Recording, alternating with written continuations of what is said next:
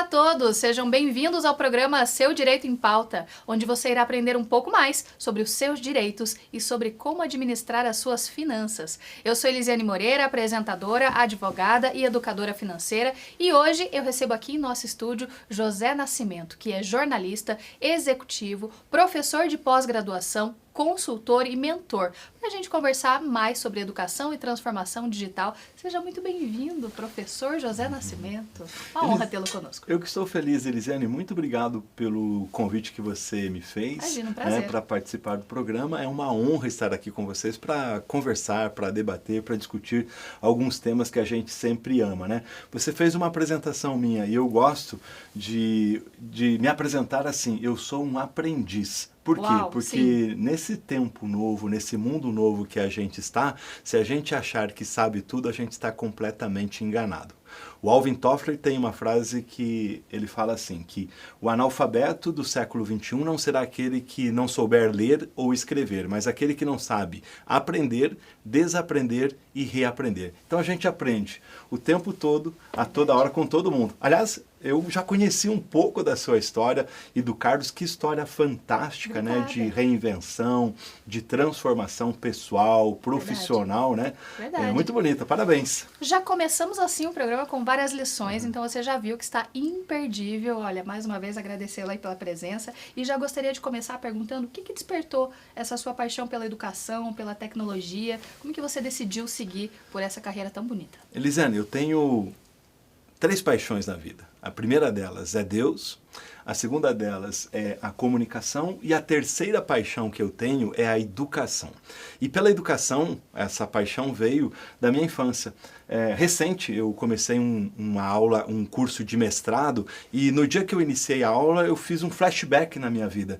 E como se Deus me levasse lá para o meu passado e dissesse assim, olha de onde eu te tirei. Eu sou um ex-boia fria que virou diretor de empresas, para dizer para outras pessoas, para jovens, que sim, é possível, vai dar certo, mas depende muito de você. E a minha paixão por educação começou com a minha irmã, Eliane Cristina.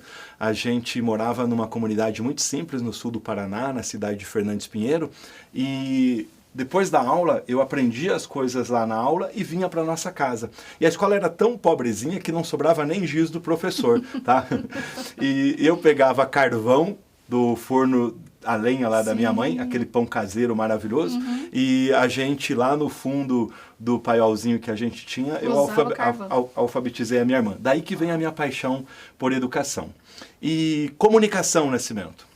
Seu Nelson Nascimento, um homem com o 2º ano primário, meu pai, meu mentor, meu ídolo, já foi embora há alguns anos, mas todo dia eu lembro dele. E ele era um cara muito simples, mas era um comunicador por excelência. E a chave, Elisiane, da comunicação do seu Nelson, sabe qual era? Qual? Ouvir pessoas. Ele parava para ouvir. Perfeito. Ouvia um colega simples dele, ouvia uma pessoa na rua, ouvia o doutor que era o chefe dele lá no pomar onde ele trabalhava. Ouvia muito e, naturalmente, quem ouve muito, aprende muito. Aprende muito mais, com E certeza. tem repertório para compartilhar. Uau, vamos falar de inteligência artificial, então? Vamos lá. Quais são os principais desafios que os gestores hoje enfrentam ao integrar inteligência artificial, a IA, nas suas operações, na sua rotina diária? Oi, Elisiane, a primeira coisa que eu quero falar para você e para os seus ouvintes, em relação à inteligência artificial, ao mundo novo. Pós-pandemia, a gente teve um grande processo de aceleração nas nossas empresas. Aceleração do aprendizado, aceleração do conhecimento, mudança, né? O mundo mudou, as empresas mudaram e a gente teve um grande aprendizado. Tá?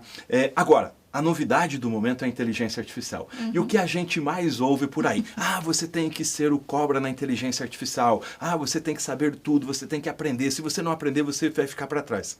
Calma, gente. Respira. Isso. Muito bom. Sabe? Sim. Calma. Né?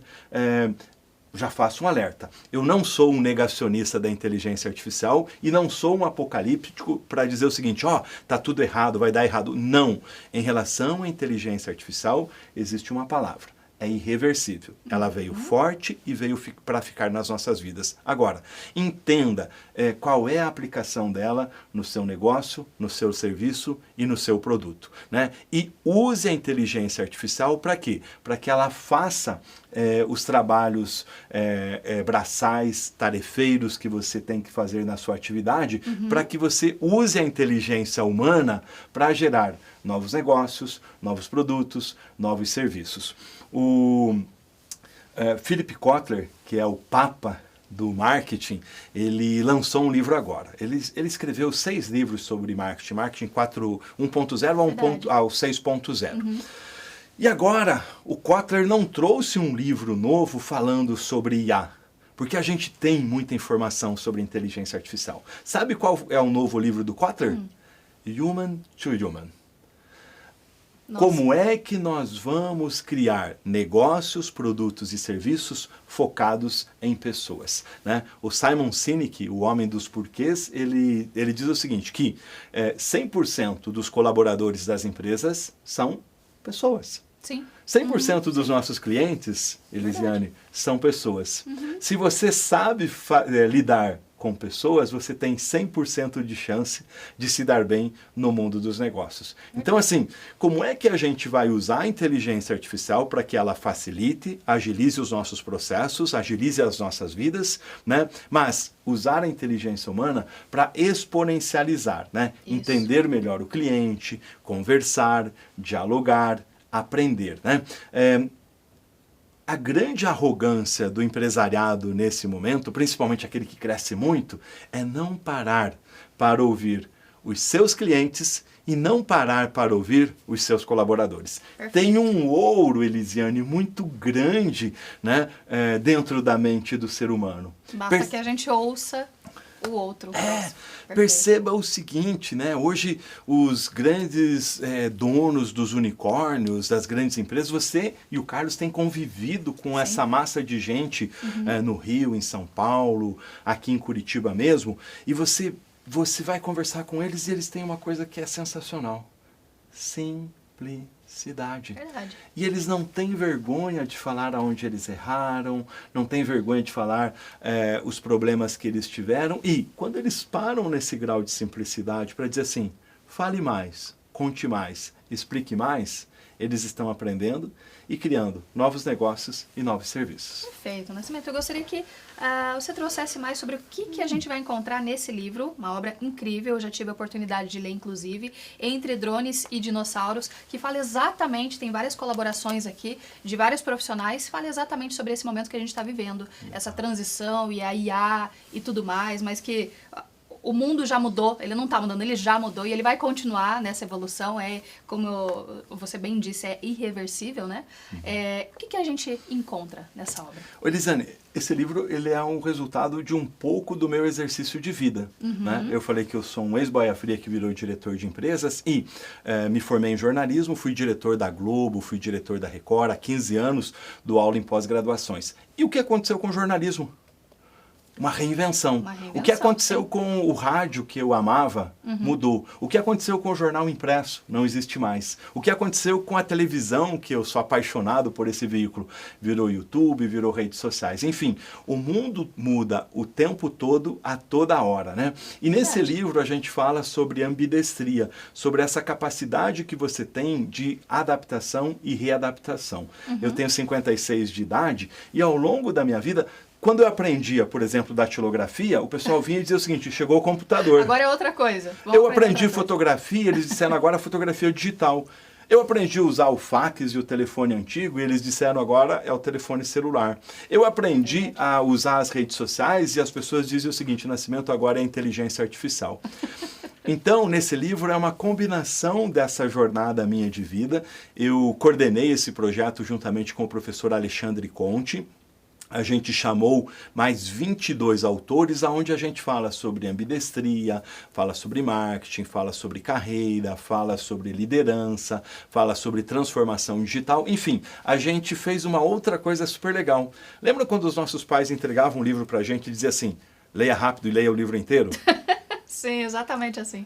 é o jeito mais é verdade. complicado de você não gostar, de você criar uma pessoa que não vai gostar de ler. E o que a gente fez? A gente condensou em artigos de mais ou menos 10 páginas toda essa gama de temas, né? Temas atuais, tratados por professores, por consultores, por especialistas, por empresários, de uma forma muito leve e de uma forma muito simples. Então assim nasceu Entre Drones e Dinossauros. E a grande mensagem que a gente quer deixar com Entre Drones e Dinossauros é a seguinte: estamos sim em reinvenção, estamos sim num momento de revolução. Agora, o ser humano já passou por vários momentos na sua vida de adaptação, a roda, o fogo, a escrita, Exato. a revolução industrial, enfim, uma série de outros episódios. Vencemos até mesmo uma pandemia, né? E agora o que eu mais ouço falar e que eu levanto a minha voz para dizer o seguinte: respirem, calma,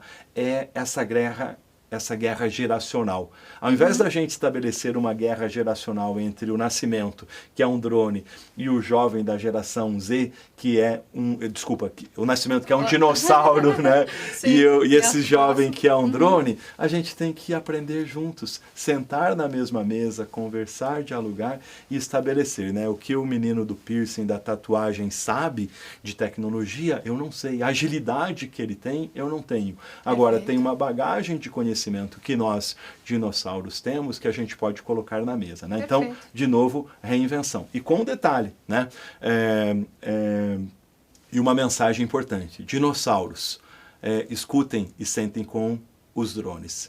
E drones, por favor, chame os tiozinhos, chame os velhinhos, porque é o seguinte: cada vez mais a gente tem menos pessoas nascendo no planeta. Verdade, né? sim.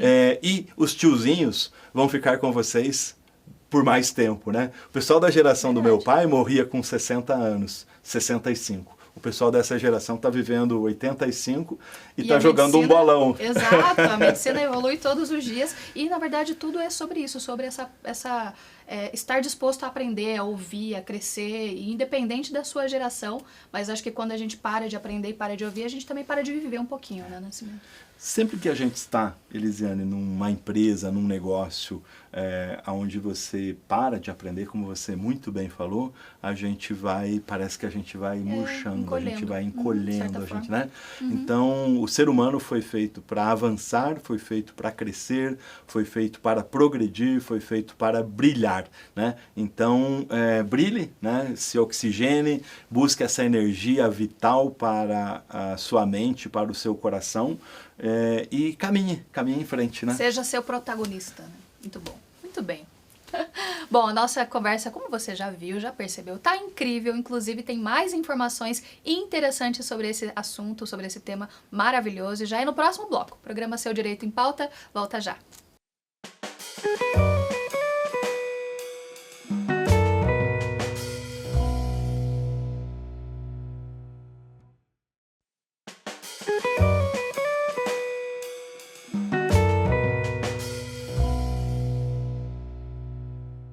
Olá a todos, sejam bem-vindos novamente ao programa Seu Direito em Pauta. A conversa de hoje é com o José Nascimento, que é jornalista executivo, professor de pós-graduação, consultor e mentor, para conversarmos sobre educação e essa transformação digital. Obrigada novamente, José Nascimento, pela presença, viu? Tá sendo incrível.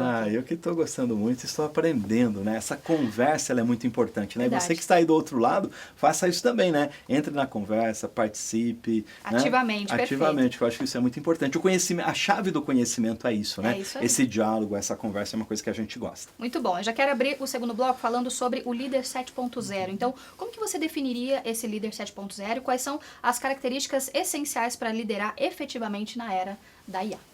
A grande questão é a seguinte: eu tenho feito falas fortes sobre alguns assuntos. Eu tenho dito que a gente vive neste momento um apagão de liderança nas nossas empresas e nos postos de comando.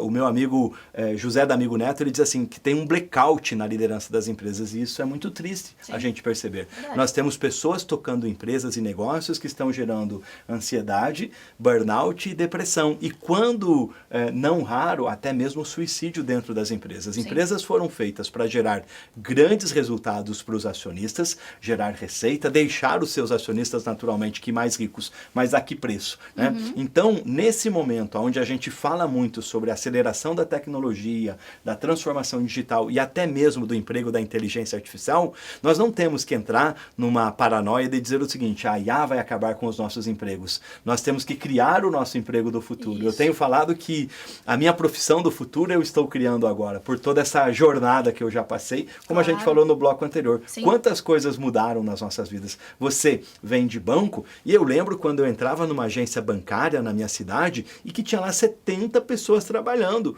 Hoje você entra em qualquer agência bancária, no máximo que ela vai ter de 7 a 10 pessoas. Perfeito, gerente virtual e tudo mais. Isso mesmo. E hoje você tem o quê? Praticamente um banco dentro do teu smartphone. Exato. Ou no teu cartão, né? Então, transformação e mudança. Eu tenho feito um trabalho para uma fintech paranaense chamada J17 Bank, né? E que é um banco que não tem agências. Totalmente digital. Totalmente digital. Uma tendência, né? que não tem mais...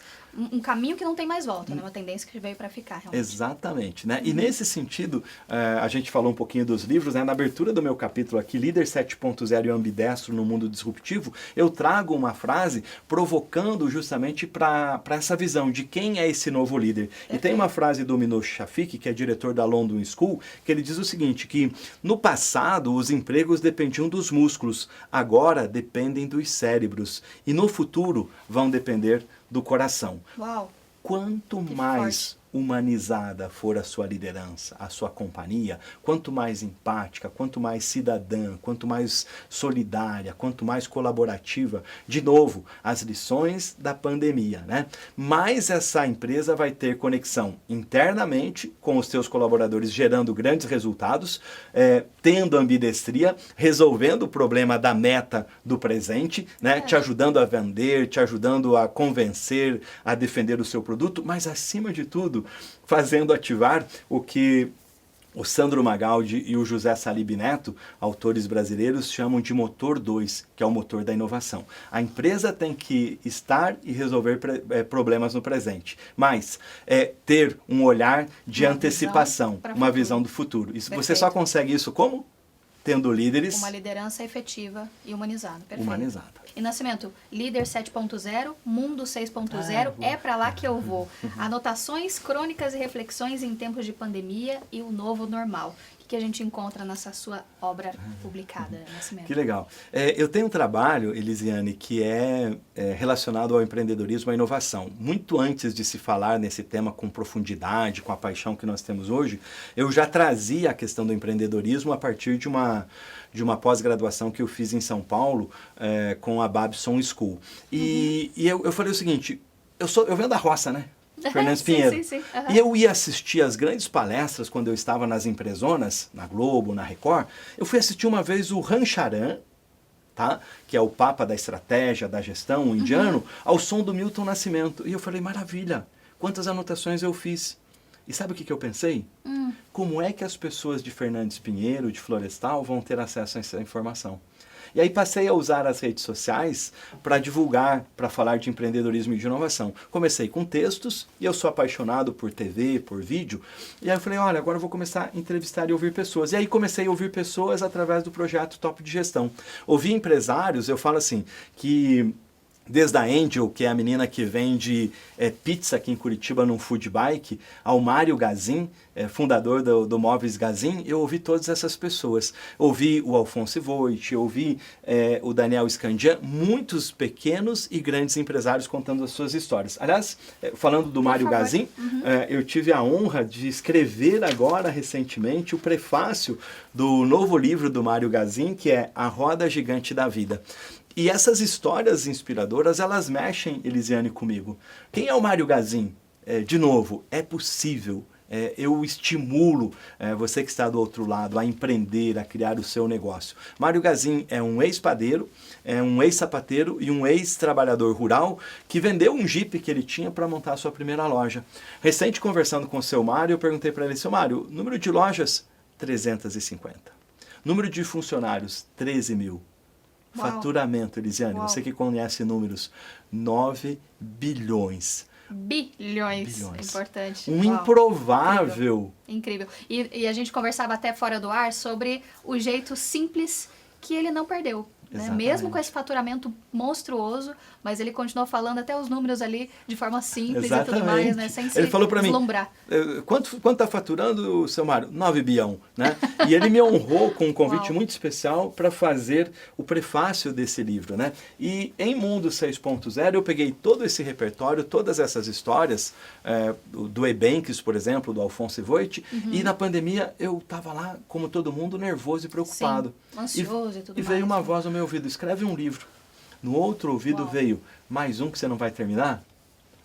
E aí eu concluí Mundo 6.0 é para lá que eu vou. Então ele veio da pandemia, na verdade, do novo normal, por isso que você até deixou ali o novo normal e tudo mais. Ele é o meu filho na pandemia. Nascimento, quais são as tendências futuras para cursos online, educação digital? Como que você prevê a evolução dessas modalidades? A gente já teve uma mudança brusca, até mesmo na pandemia, eu acho que acelerou muito mais esse processo de ensino digital, à distância e tudo mais, mas como que você vê esse cenário daqui para frente? Olha, olhando para a educação, a primeira coisa é que ela continua sendo indispensável para o crescimento de uma sociedade. Se tem um governo que pensa no progresso do seu país, ele precisa olhar pela educação. E no Brasil, infelizmente, a educação continua sendo relegada a planos inferiores. Quer ter uma empresa de sucesso? Eduque. Chame professores, chame mentores, chame palestrantes, traga a gente para compartilhar conhecimento na sua companhia, né? Chame a Elisiane para falar sobre educação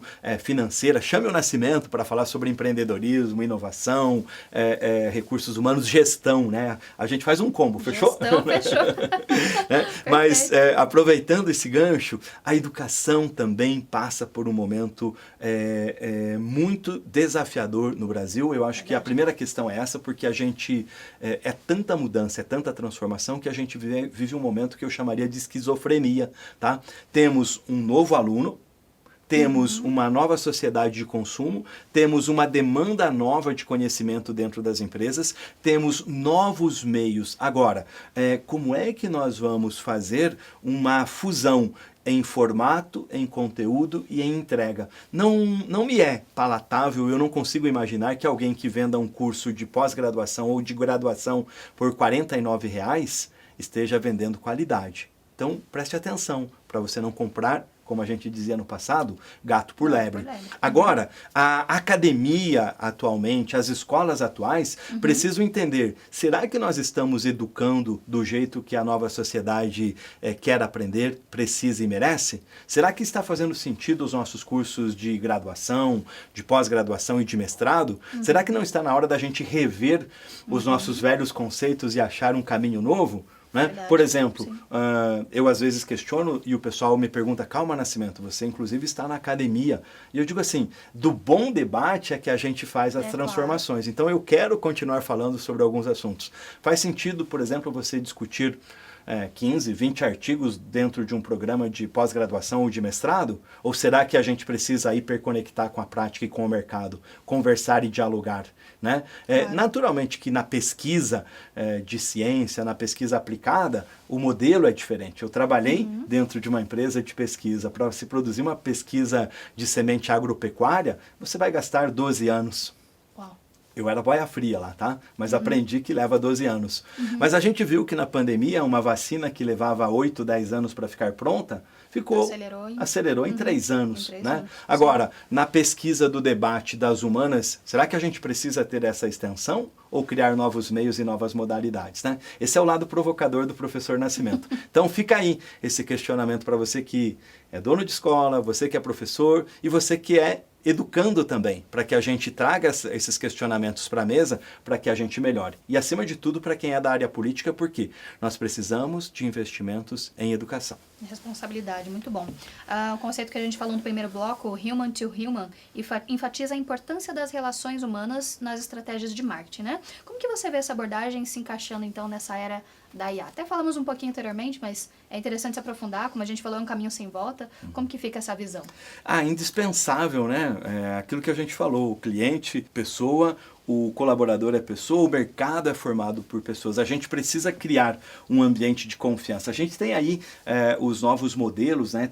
Temos aí a questão do ESG, temos a questão das ODS, que são os Objetivos de Desenvolvimento Sustentável do planeta. Gente, nós temos 8,5 bilhões de pessoas vivendo nesse planeta, né? Comendo, comprando e gerando resíduos. O planeta chega no mês de agosto e os seus recursos se exauriram. Então a gente vai ter que achar um jeito novo de consumir, vai ter que achar um jeito novo de criar conhecimento, vai ter que achar um jeito novo de acelerar. A gente já fala em carne produzida em laboratório. Sim. E aí isso assusta. Né?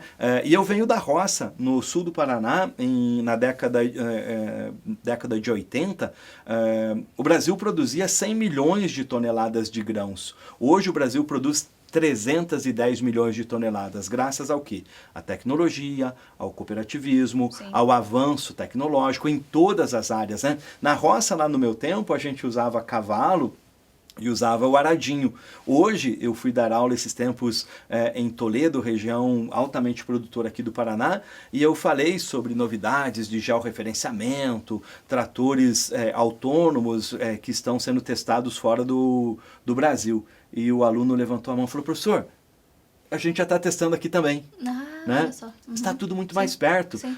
Eu falei sobre robótica utilizada no corte de árvores, lembrando que eu usei machado, né? Extremamente rudimental, Manual e eu mesmo. não sou do tempo das cavernas, alguém pode dizer que sim. E lá em Telêmaco Borba, onde tem a Klabin, numa aula de pós-graduação, falou, professor, hoje o tratorista em algumas operações não vai mais dentro da máquina, ele está com o joystick fora e controlando. Por quê? Porque se tiver algum acidente, você não corre risco humano. Então, assim, essa transformação é muito grande. Como é que essa aceleração e essa transformação pode ajudar no mundo dos negócios? Então, assim, mais do que nunca, tecnologia, inteligência artificial, algoritmo, machine learning, para agilizar e acelerar. E o humano, quando possível, e vamos torcer que nós tenhamos humanos com essa capacidade, com muito mais ética, muito mais inteligência, para imputar no mundo dos negócios aquilo que as máquinas não têm. Foi incrível, conversa incrível. Tema extremamente relevante. Obrigado, Elisiane, pelo convite que vocês me fizeram. Obrigado vocês que nos acompanharam. Né? Quero aproveitar para agradecer também aos nossos apoiadores, CF Home Design, com esse mobiliário incrível que deixa ainda mais aconchegante aí o nosso cenário, e a Quadro Shop, por esses quadros belíssimos que enfeitam e embelezam realmente o nosso cenário, a mais completa loja de quadros de Curitiba. Agora um recado para você que é empresário. Sabia que a sua marca pode aparecer aqui no programa? Sabia que o seu negócio, a sua empresa, eles podem estar conosco através de parcerias, apoio e cotas de patrocínio? Como fazer isso? Só entrar em contato através dos endereços que aparecem agora no vídeo. Gostou desse programa? Então nos siga nas redes sociais, no Instagram Seu Direito em Pauta, como aparece na tela para você agora, e também no nosso canal do YouTube, onde você pode conferir esse e outros episódios. Seu Direito em Pauta, porque a informação é a sua maior aliada. Nós nos vemos na semana que vem. Até lá!